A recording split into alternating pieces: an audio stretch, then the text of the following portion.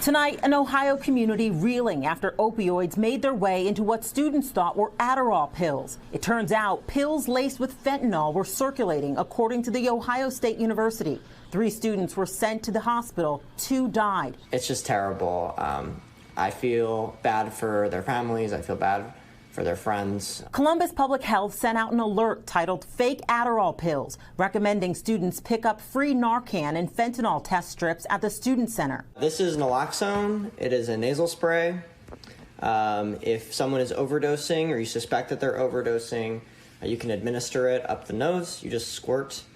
And it should bring them back, and you should call 911. The university president sending a letter to students, faculty, and staff saying in part, it is critical for everyone's safety to be aware of the possibility of contaminated drugs in our community. Dealers are able to take a pill and crush it down and add fentanyl and use a pill press to create an identical copy of that pharmaceutical pill. Fentanyl is a synthetic opioid, significantly more powerful than morphine, and it is now the most common drug involved in overdose incidents in the country. These pills are killing people. Let's go after the dealers causing the most harm in the community. It's also making its mark in Alexandria, Virginia, where authorities are reporting a sudden spike of overdoses among school-aged kids. Out of the 30 overdoses in Alexandria this year, 13 of them involve fentanyl. 9 of those involve this little blue pill. In those 9 cases, 6 involved juveniles, according to Alexandria police. The counterfeit pills, that's nothing new. However, this counterfeit blue pill showing up in so many of our calls recently,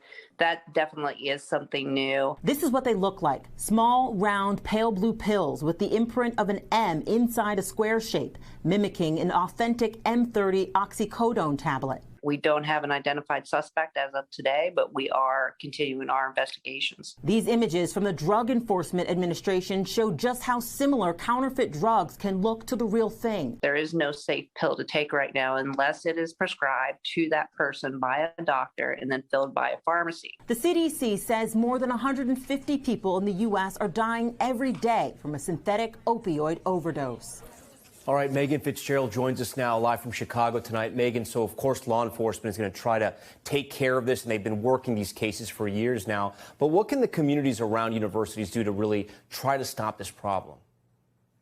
Well, Tom, what we're seeing now is that the university, of course, sending the letter out to students, trying to reach them again, reminding them of just how dangerous these pills are. But we're also seeing students taking the matter into their own hands. Dennis, for example, who you just heard from in that piece, told us that, he's a part of an organization that puts out these so-called bad batch alerts, notifying students on campus across the university of incidents like we just saw yesterday and the day before.